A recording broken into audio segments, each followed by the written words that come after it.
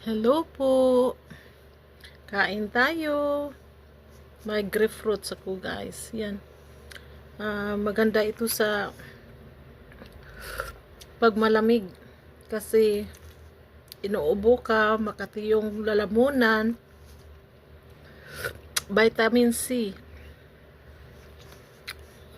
So, yan ang instead gamot ang bilhin mo, prutas na lang. Baka ano pa, maganda pa sa health.